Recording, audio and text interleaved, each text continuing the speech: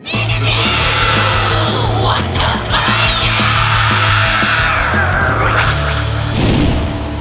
guys, this is Ryan from Katastro, and you're listening to Interview Under Fire. Come close, baby. Ride slow with me. Sit back, just relax and take it slow with my drop top. All right, everybody, welcome back to another new edition of Interview Under Fire. This is your host, Sunny, this time along with an awesome guest today, and Ryan Weddle. Man, it's an honor. Thank you so much for joining our IUF series today. Now, Ryan, this is an exciting time of the year for you and the rest of the guys over at Katastro with the release of your sixth full-length studio album, Sucker. I can't believe I'm even saying that number. I mean, Yeah, drops July 16th through Controlled Substance Sound Labs, and I just want to commend you guys on all of the well-deserved recognition it's been getting so far, especially with those vibing feel-good singles that dropped. One Day, The Way I Feel, 100 Rips, Way Too High. Shout out to the other lauded publications like Top Shelf, Substream, and The Peer, yeah. just to name a few who have praised your work. Plenty of amazing things to discover about this album and what you guys are all about. I'm going to stop talking here, but before we get to all that and beyond, I'm going to ask, how are you? I know things have been crazy for the last year and a half, especially in the last 6 months. How's life in Phoenix right now? Are you guys doing okay? Yeah, man. I mean, it's been a crazy year for everybody. I'm sure people are sick of hearing about, COVID and everything, Oh but God, yeah. the decimation of the music industry, and we just had to learn how to adapt, you know what I mean, and take in everything we could and enjoy what we could in the time off. And we really like took that whole year to put more time and like energy into writing an album, because in the past we'd rent like a cabin up in the middle of nowhere in Arizona, and we'd go record an album in 2 weeks, and whatever we wrote those 2 weeks would become the album. So it's like we actually had a year to like sit on this stuff and really like polish it out. So it Yeah, worked out and for us weirdly. yeah, it's definitely well worth the wait. And before I get to that, within this last year, obviously, and then some, many of us have also been away from the stage a lot, fans and musicians alike. And now that things seem to have a light at the end of the tunnel, I mean, there's tours being announced left and right every day now. How have you been keeping up your bass playing, your instrumentals these days? Has that affected your musicianship, Ryan? Like, has anything changed for you routine wise lately, if at all? Yeah, for sure. I mean, honestly, we weren't playing much at all. I mean, we the most of the time we would be together would be like practicing and stuff like that. And once that went away, we were kind of like didn't know what to do with ourselves. So I remember when we were going back in and started writing again, I felt super rusty. I was like, I haven't played in forever. I wasn't like sitting at home and practicing like I used to and stuff. And then it kind of I don't know, I got really into like synthesizers and sound design and stuff like that. And I kind of just dove into that world and just learned as much as I could and started working on that, and just kind of, went back to when I was younger, first like learning bass and different instruments, and just like this whole new love for creating sounds and coming up with new Yeah. stuff. But without a doubt, we were super rusty. Like even practicing for like live stream things, it was like almost tedious at times, because we're like, I can't believe we're messing up these songs we've been playing for 7 years. Yeah, it's speaking of the live concert experience, Catastro, for the listeners of fans who don't know, you guys have been around since 2007, maybe even before that. I Yeah. do begin to ask, think about this, how was the touring live and the live concert experience for you personally? Because you guys have done some extensive touring throughout your career. Shared the straight stages with like the Dirty Heads, Sublime with Rome, Iration, what is it, 311, Pepper, and you played at festivals like what is it, One Love Cali Reggae Fest and the Rise Up Festival. And Yeah. now we've all been kind of just, like I said, we've been forced to take this unexpected step back. And has this time lately made you develop, I don't know, like a newfound appreciation or a growing appreciation of the touring life? I mean, I always loved touring. Like, I just felt like that was like the life for me, like I feel like I kind of do well when things aren't always going right. And that happens a lot when you're on tour. And Yeah. it's just like the kind of unknown. And there's so much there's like structure and not structure. You get to kind of escape home and not have any other worries. And, like you're going to be fed, you're going to sleep that night, everything is like lined up for you. And so when we got home, it was the first time I'd really been home with my wife, like in the same house for longer than 2 months at a time in like 5 years. And so it was like That's a good thing, At right? first, at first we were like going crazy, man. I was like losing my mind because she would be like complaining about taking the trash out, and I'm like, I've been taking the trash out in like 5 years. Like I don't like it's just not Like things what I is think what is of. this thing here that I'm Yeah. carrying? I don't remember this. Like this is Like not me, familiar to me. I would get yelled at because I forget to put the water jugs outside, and like we would end up like 25-gallon jugs in the house. But then we started like learning to coexist again. It became like really nice to just like have this time. Like I've seen my family more than I've ever seen in like literally since probably 2009. Yeah, I've same seen here. like my friends. I was able to make two weddings of my friends that I would have normally missed, and it's kind of like worked out in this way where I got to like reestablish my home life and get back to it. But I mean, there was that time where I was like antsy about being home, and then I really liked being home, and now I'm like, I just can't wait to get back out there. And something I want to point out, shout out to the pets, because I have a dog and he's seen me every day for the last year. And he's not used to that. And that's like the time of his life, right? Obviously, we are Yeah, having a different situation, but as far as like pets and dogs and cats, I'm sure they love that. But anyway, just wanted to throw that out there. Now, everything that you're talking about, Ryan, I want to get your take on this because I've asked, I'm pretty sure I asked every guest on here. I've done so many of these amazing interviews with talented people like yourself. There's no wrong answer to what you're about to say when I ask this question, because you talk about the live concert experience, right? And yeah, what we have seen in the last year and a half, what is it? Live streaming. A lot of the bands, you guys talked about your live streaming, what they usually do on stage, they're taking it to the screen like we're doing right now. I've had so many artists like Devin Townsend and August Burns Red, Twisted, Seven Dust. They gave their input on selling virtual tickets to the fans, pre-recording a show, or live streaming, however have you will, like however they did it, executed it. But with the amount of touring you've done, the amount of venues you played at, the artists you've played with, the countries you've played in, do you think that the rise of the quarantine-induced live streaming we've been seeing for the last year and a half, is that going to affect the touring musician business going forward through your perspective? Like, has it already been affected? Do you still see bands doing something like this? I don't know, maybe at December later this year, or even January of 2022? no, I don't. I mean, I see people still doing it for sure, and I know there's a ton of companies out there that like to want to believe that it's going to be the next big thing, but Mm-hmm. there's just no, you can't fake the interaction of being in front of a real crowd. Like we like doing the live streams for sure. It's fun. It's really easy. There's no pressure, but also it's just there's no crowd there. You're playing a song, you finish. There's no clapping. There's nothing. You're just we're looking at a screen and seeing comments back, and it's like there's just no like real. It affects the way that you play, and Yeah. so especially the bands that we're doing. I know a lot of bands that do it, and it's cool for them. I don't really like the idea of like pre-recording your set and then just airing that recording. A lot of people would play it off like it was live. But like all the audio was edited, all the shots were perfect. You know what I mean? And it kind of it's almost like the social media. This is reality, but it's not reality type of thing for me as far Yeah. as live music goes. And so it can become this thing where I think people can feel it. Like I think people can tell like they're not looking at me. You know what I mean? You're not looking at me while singing this favorite song. You can sit in your house and listen to music or watch a YouTube video, and it's the same feeling as if you're watching a live stream. But if you're at a show, it's a full experience. There's so many Yeah.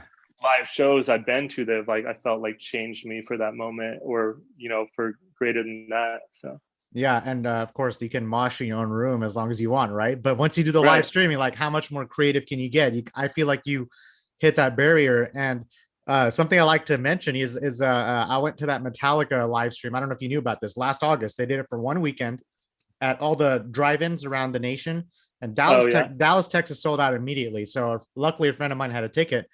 I love telling the story. So I went. I was like, okay, sure. I don't know what to expect. You get there, and the turnout is amazing. Like it feels like a live show. Like Yeah. people getting drinks and showing up. I mean, you have to still wear masks and stuff like that. But once you sit down in the car, what is the most like popular thing we feel like at a show, right? Like you see people like raising their arms, and you get that adrenaline rush, Yeah. just that sea of like just hands in the air. Instead, what do we get? 3 Days Grace open. So I remember this. He said, "Let me hear you honk your horns," like after a song was over. So if you roll your window down, you just hear Yeah. cars honking just in silence. It felt so, I don't know. The point of this is like I'm telling this because I missed the live concert experience myself. Right. as a fan and as a journalist, like it hits differently, like you said. So yeah, it was nice at the time, but it's like, man, I hope this isn't the future. But Right. No, and like I think it's cool. Like obviously we loved it and we had a great location to do ours. The lighting company, they do a ton of touring for bands across the country called Lit Lighting. They're okay. based out of here. And so they pretty much set up their warehouse and they put up all their fucking lights. So it was just like everything. It was like it would have been, probably like a 15, $20,000 production type thing. And we got to do our live stream there. So it was like we had everything perfect. The sound was great, the lights looked awesome, like ours looked amazing, but still, it's the best that we could do at the time. And Mhm. for the most part, I look at it more as like a means to make a little bit of money. I don't want that to sound bad, but at a time where you're making no money at all, it's like, are you going to be the person that's asking for donations, or are you going to put out a service? So it's like, we're playing a show. This is the best we can do. This is the best you can do. Let's all Yeah. enjoy this together, and it can be beneficial for everyone. Yeah, no, that's I definitely understand where you're coming from. Something else that also comes to mind as you're talking about this, like as far as the production, the crew that you work with when it comes to performing a live show, I'm sure this is practice for them for the last year and a half. That way, when things do return to normality, they're like, okay, this is what we did during that live streaming quarantine. We can even up the ante on this. I don't know. That's something to think about as well. Dude, So absolutely. I mean, the whole warehouse, like I said, it was like they're huge, LD company, like lighting yeah. directors, and they had to lay off all of them pretty much, except for the owner. Oh And even he geez. was like, I don't know how to, we've known them forever because they're local, and we've done a ton of tours with them and stuff. And I was just like, we got to bring him in. I mean, we had the lighting director for Pepper, who's local, who we're really good friends with because we've been on tour with them a million times. We Right. brought him in. We brought our sound guy in who hadn't worked in like over half a year. Like, they're just all these people where everybody was so happy to be there because we're like, it's kind of like a reunion of people that we all were on tour with, but also it's, everybody's making, like, they're getting paid to do their job, which they haven't been able to do in forever. And we're helping their families, they're helping our families. Like, it's just like this mutual beneficial thing. Yeah. Speaking of which, you guys have a show coming up, if I'm not mistaken. Is that correct? Around the Yeah. corner? When is that? Yeah, we do. July 23rd, we're doing a hometown album release for our new album that drops on the 16th. Dude, So that's awesome. I love that. I love that. So is it going to be is it, as far as like capacity, limited, what I know I know yeah. every venue's different and whatnot. So Arizona kind of, it seems like whatever Texas does, we end up doing like a week later. We're completely open right now.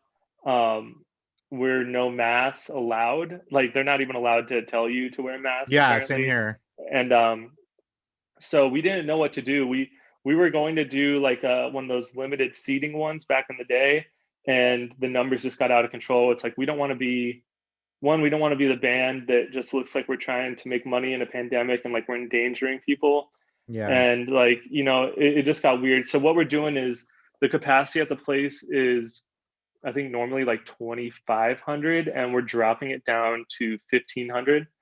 And so it's still going to be packed. It's still going to be That's still a lot of a, people. a lot of people in a room, but it's not going to be shoulder to shoulder. And our vaccine situation out here is very open and easy to have, like easy to get. And it's just getting to that time where I feel like people need to, if they're gonna feel, what I think is semi irresponsible and just go do whatever they want regardless, then that's their choice. If you want to get the vaccine, you can get the vaccine and feel comfortable like that. So Yeah. that's kind of, it's been over a year to the point where it's like, people are gonna do whatever they want to do, and we just want to make sure everybody has those decisions. And we're gonna offer like hand sanitizer stations, masks, and stuff for everybody, but we can't even legally enforce that stuff anymore. So No, very true. And it's nice to have something like that to look forward to, having a live show like that. Another thing, I know we talked about everything from head to toe. Let's talk about that sixth album. Another thing to look forward to. Sucker drops July 16th on Controlled Substance Sound Labs. And this is follow up to the 2019's Tropical Heartbreak. yes. And this is quite the follow up because you guys have amassed over, what is it, 80 million career streams from fans worldwide, as well as support Yeah. from alternative press, the noise, substream, like I mentioned earlier. At this point, Ryan, this is a big step for you guys. Is there any such thing as pressure for you when you guys sit down to write a whole new album again, even like just a follow up, considering that, we are well into Catastro's career for a decade and a Right. half? Yeah, I mean, like we were getting, or we are getting to that point where it becomes scary, you know, especially when Hmm. everything's shut down. But it's like we're all 30, 31 years old. We've been touring in a van for 12 years, 10 years. We've been in this band for 13 years. And, you know, we didn't take things seriously for so long. We were just young. We wanted to party and do drugs and do whatever, you know, we wanted at that time. And it took us a long time to realize it wasn't like that sustainable to keep that life up, especially while like trying to make this, you know, our actual career. Like, wait, I'm 30 now. Holy crap. Yeah, I can't be like I'm ditching the 32. I'm venue. 32. I can relate to exactly what you're talking Yeah. about. So it's like, with that being said, yeah, we had the pressure of like, you know, we need to make this work. We need to make the best thing possible. Our last album, like, it wasn't really my favorite that we've released. And I feel like it got into like this weird kind of sound and it was super dark. Hmm. And you know, I feel like it didn't like really represent what we wanted, but it was still where we were at in that time, and we kind of need to like come out of it. And so at first it was the pressure that you said, but also with having no timeline and no deadline with anything, and we had a full year to write. We ended up taking over a local recording studio that we now it's our studio we have access to 24/7. We've had it for like 5 months, 6 months now. um, it's kind of became where we didn't have pressure. We didn't have to like overthink things. We didn't have a label at the time, and we were just, you know, we're going to write all these songs that we want to write, and we just kept working and working and working until we had the collection of music that we wanted. And Yeah. after we did that, you know, is when we started getting the labels. Like I think we went from nobody really interested to having like four labels contacting us, trying to have meetings and stuff. And you know, there were like bigger labels involved with the meetings, but it's like they just wanted to take everything they could. And what we found with Controlled Substance was just like a real good partnership with them. And you know, we're all super happy with how everything's going. So we're Yeah. excited, man. And I'm gonna go ahead and attest to that because I'm gonna go ahead and go on a limb here and do a short review, Ryan, if I may, because my mind is Please. going to explode if I don't get this out there. Because you guys have alternated between, good God, rock, hip hop, jazz, blues, reggae. I mean, you guys have really, to me at least, honed in to your identity sonically, and I really heard that maturation as I really couldn't stop listening to this because you talked about how you felt with the last album transitioning into this. Yeah. The two artists that come to mind, and you guys have mentioned this, Eminem and Red Hot Chili Peppers, like the two influences. I Yeah. heard that. That was like a theme that was like coming back to me as I was hearing these tracks. There wasn't a song on here that didn't make me not want to bob my head back and forth. I mean, Hell yeah. talk about vibing, right? I remember Yeah. your drummer Andrew said, what is it? We want to make art that makes people feel good, art that helps people. Here's the thing: I lived in California for 3 years doing a film school, and it took me right back to those good times. Just driving down the PCH highway, and just I felt like I could have just listened to Sucker like that Yeah. entire duration. And from songs like The Way I Feel to Drop Top to the title track to Too Short, which is my personal favorite, to Last Call. I mean, good formulas all around. Like, walk me through this, Ryan. I think you briefly touched on it, but how much did things change from when you first started composing on Sucker to where you ended up finishing it? Did a lot change in between? Did nothing change? Was there already a specific sound you guys knew you had in mind with this album? Yeah, so there was kind of this was the first time that we went in with like an actual idea of what we were going for. Um, we try to change our sound every single album we put out a little bit.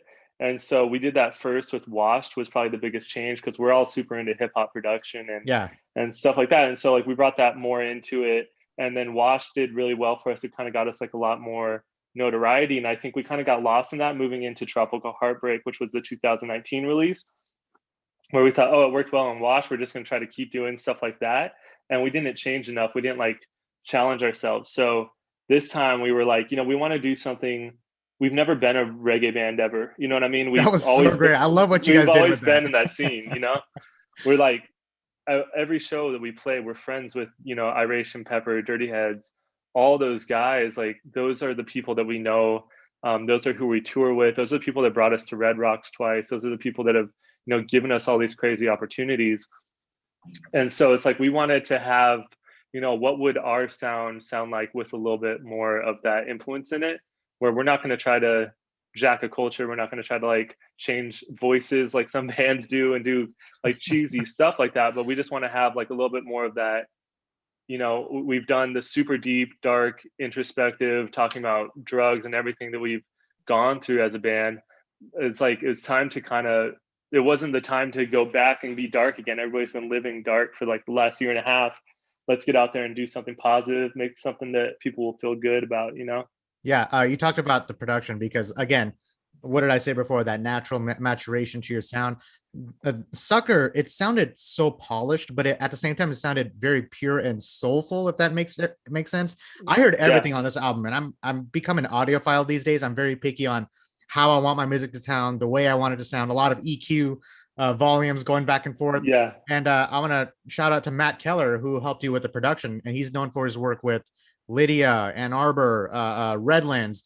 Talk about him. I'm sure there was that sense of comfortability for you guys in the studio, knowing you had someone like Matt Keller working on this record with you, right? Yeah, so Matt is like been our secret weapon for like the last since Washed pretty much. Like that was the first time. We finished an album when we used to be signed to Pepper's label Law. We finished an album and they were like, "Yeah, this is done." And we're like, "This isn't done." You know what I mean? Like we're super picky on things. Yeah. And we're just like it needs like more production stuff. And so we just went to Matt, like we found him, we'd heard really good things and we went to him and we liked where it went, and so we tried writing a song with him, and that song became one of our more popular songs called Bad News.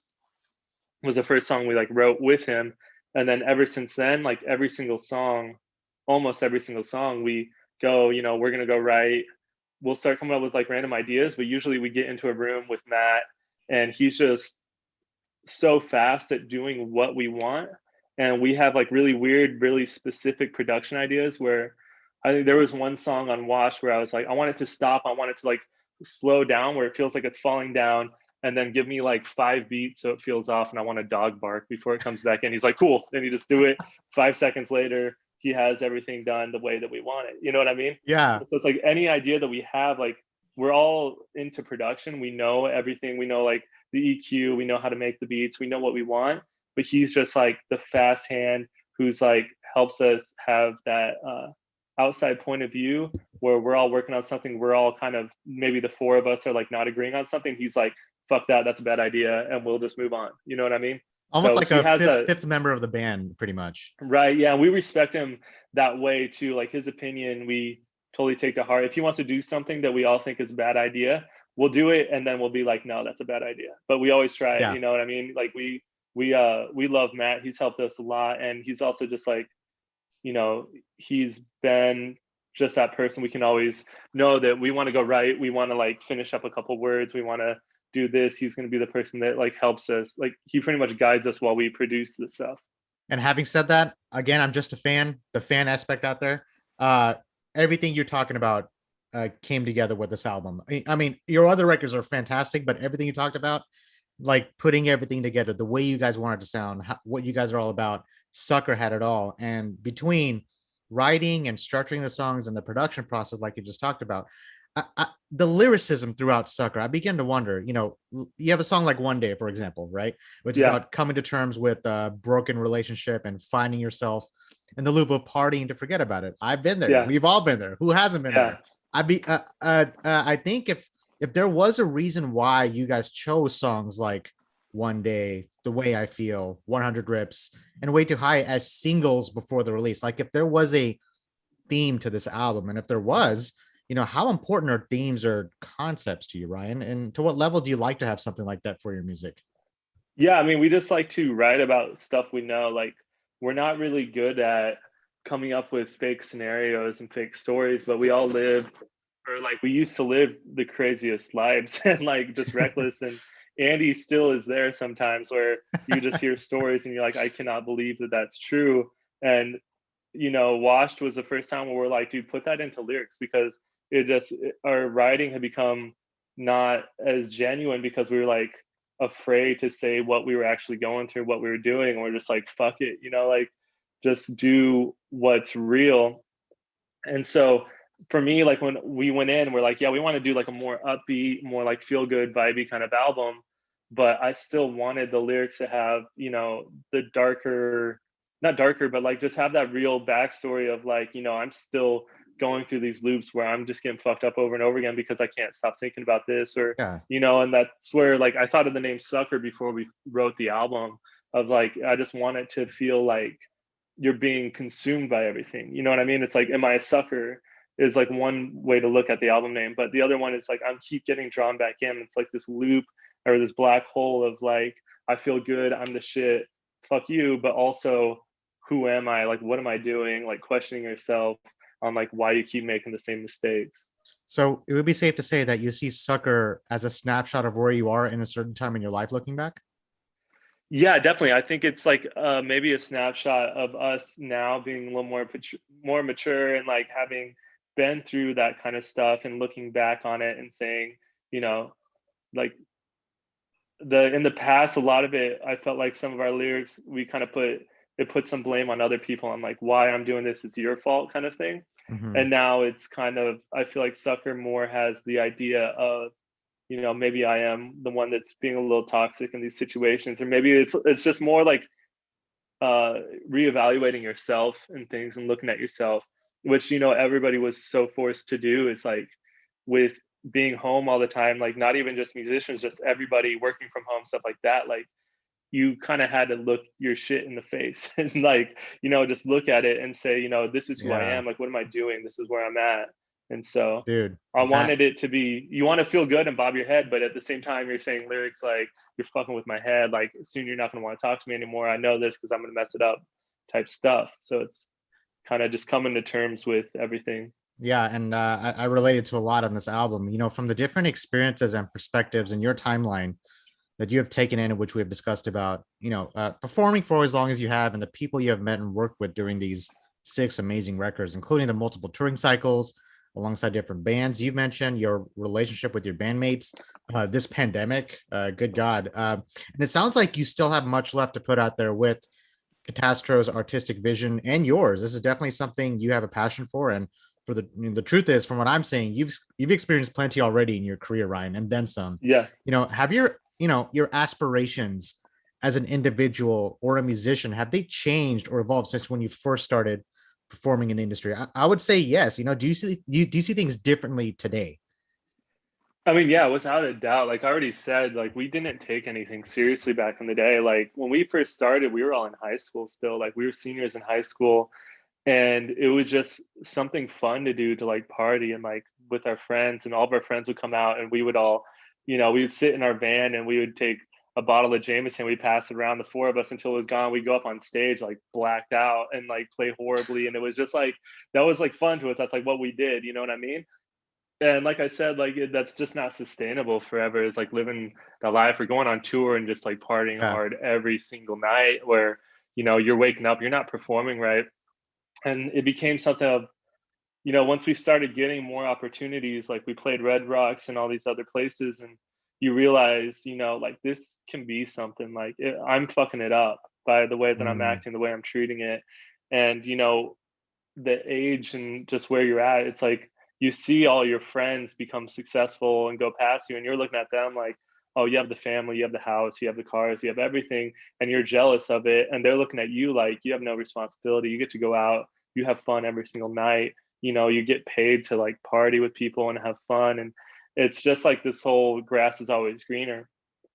So like looking back on everything, it's like, yeah, we've changed. We have more focus now than we've ever had in our lives, and more drive. And, you know, it's not really an option for us to like not do well, because this is all we've ever yeah. wanted since we were kids. So we just got to do, if it doesn't work out and we don't get, bigger or whatever, I want to make sure it's not because we didn't do enough. Ryan, you do you, man. People are gonna say whatever they're gonna say. Um, uh, I've learned that obviously the hard way. Everything you're saying, like I'm relating to it. Like especially at a time like now when people really kind of show their true colors, and you start to find out about who they are and find out more about yourself. Um, do you ever go back and do you watch old performances of yourself? like at I can't do it, man. It's too cringy. I Somebody think sent about me that a sometimes. Yeah, I think somebody sent me a video of us playing at there was this like Mexican restaurant in Tempe uh called Macayo's, and they would pay us, like we were like 20 years old, and Uh-huh. they would pay us like $200 to like just come jam. And it was like more money than we were making from our own shows at the time, like $200. We were like, fuck yeah, like we get food. And they would like sneak us alcohol in the back.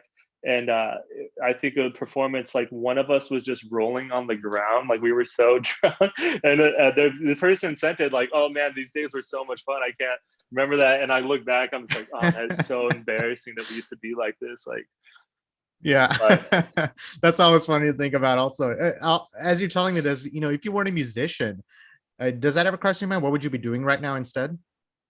no, I mean, like there, That's an answer. I, yeah, it doesn't really, I've tried to think about it before, and it's just like, it's the only thing I've ever found like drive. And like in school, like I just didn't care. Like none of us did. Andy, our singer, got kicked out of every school he went to, and like Holy not shit. even just like every school year. It was like he went to like 6 different schools because he was just like always acting up. Like for all of us, it was I don't know if I should be laughing at that or not. no, it is. It's funny. He's an idiot.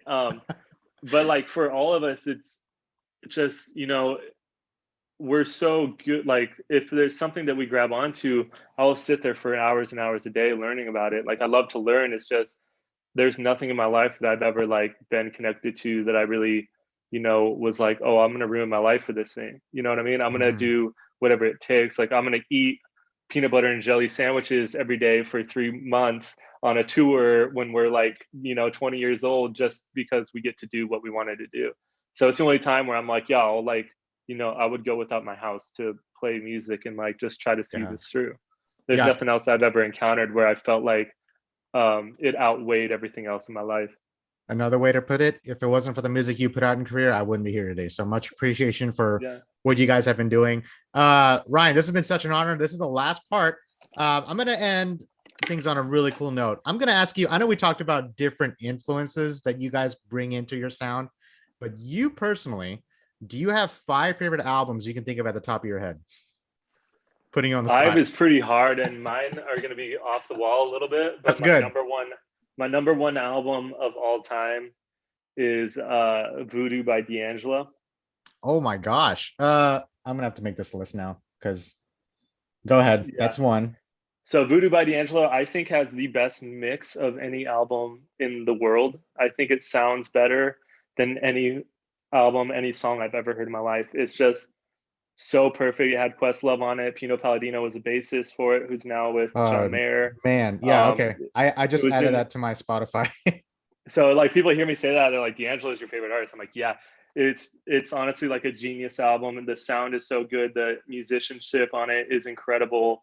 The writing is incredible. Like that's my end all be all probably of like just like Grail album, Voodoo for sure.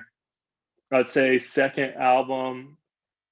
I don't know, man. It's hard to I already got my phone out, dude. yeah, it's hard to like put it into or like I guess you can also talk about albums you're listening to currently. yeah, so that would be better because number one is definitely Voodoo. Um, I'm like obsessed with James Blake. I love James Blake's music. Yeah. He has an album called The Color in Anything, and that one is just really weird. He does like kind of production, like beats production. He's an amazing vocalist, and he's just incredibly talented. And he adds all this stuff in there to make you uncomfortable to the point where you're like, I don't know, What did like I just listen to? yeah, you're just like you feel like you're getting anxiety while you're listening to it, and then it like becomes beautiful again. Um, I've been really loving Death Grips recently. Death Grips, Um, yeah. Holy crap. You're mocking a lot of these bands that have kind of just been below my radar, and now I'm gonna have to yeah, like bring them Death back Grips up is now. one that it's like everybody hates them, and I love it because it's just absolute chaos. Um, I'm trying to think Bro, of that's only just 3, and you were already blowing my mind with that list. yeah, Death Grips a lot recently. Another one of my favorite albums, I think, all time would be Queens of the Stone Age, Era Vulgaris, Yep. or Songs Oh, for the Deaf. good God. That's just like to me like a desert rock Now, when fucking. did Songs for the Deaf come out? That was like I was in high school, I was right? in high school too. Yeah. Yeah, Yeah. I maybe early bought that high school. album. I I can't don't know where remember. it is. I bought that album too. Uh Yeah, yeah, man, it's hard. It's hard to say. I just been listening to a bunch of weird stuff. Like Mount Kimby, K Tronada, I really like a lot. And Dude, the weirder the better, man. yeah, I think this list that you bring out. Here's the thing: never hesitate to put the music you put out like that you listen to, because I think it shows how impressive your catalog is, where you draw your influences from, whatever that may be. Even if I don't know, if Death Grips it was just an album that's there for you. You may not even draw anything from it. It's still something yeah. that fuels the passion to what you put out and the music you put out. Maybe even for Sucker. I think that's an amazing thing. We could talk about this forever, but I think did you call out 5? Is that 5 already? I don't even know. I If don't that was know. 5. I don't know. But I mean, that's like what makes our band work is Yeah, the way we started was like my background was all jazz. And that's why I'm so into R&B and stuff and hip hop is love it. because those worlds like mesh really easily. But I started out like punk and I only listened to punk. And then I started learning electric bass and I was like, this shit's so easy like to play because it was just like You play could play fast, it. You four could play notes it in any fast. Yeah. genre too, as well. Yeah, and so then I went to like what was the most challenging to play on bass, and I just fell in love with it. But like our drummer was in like math rock and like thrash metal type stuff. Our singer only rapped; he was only a rapper at the time, and our guitarist was like classic rock. So that's kind of like all of our backgrounds kind of meshed together, and that's like how the band became our sound. Yeah, and everyone who's listening, that is all that sound can be heard on Sucker. And Ryan, this has been such an honor. Do you have any last words? Just any shout outs, anything you'd like to plug in or mention as far as Katastro and Sucker before we finish things off here? I know you guys have that show coming up next month. Yeah, yeah, absolutely. Our new album "Sucker" drops July 16th. Um, we have a podcast that me and our drummer Stravers do together called the Camp Podcast, Oh, and that's dude, Camp with a K. I'll have to check that out. We just talk about like shitting ourselves a lot and just like random, mostly shit stories. And then, yeah, we got some shows coming up. Go to katastro.com to check that out. We just dropped some merch, which I just found out is already selling out within the last 2 hours. So Dude, love to that's hear it. Would awesome. love to see it, man. It's always great to hear something like that. I want to congratulate you guys again for being where you're at. It's not an easy thing to put out 6 records in like over a 13-year span. Here you guys are doing it, and feels like just a new chapter, with things opening back up again. A new music video coming out soon. I don't know what you can and No, cannot so say. we, no, yeah, no, not yet. We just dropped our second music video a couple weeks ago, but we've kind of been dropping these singles so fast that we can't really keep up with it, actually filming for all of them. So we're gonna get back in there once it starts coming out. We'll Yeah, have a little more time, but yeah. I just want to say, dude, I appreciate all the research you did, and this was a lot of fun. So thank Dude, you for hey, having me. no, thank you. Hopefully I'll see you guys here in Dallas, man. We'll do another in-person interview. Obviously, I miss Yeah, doing that.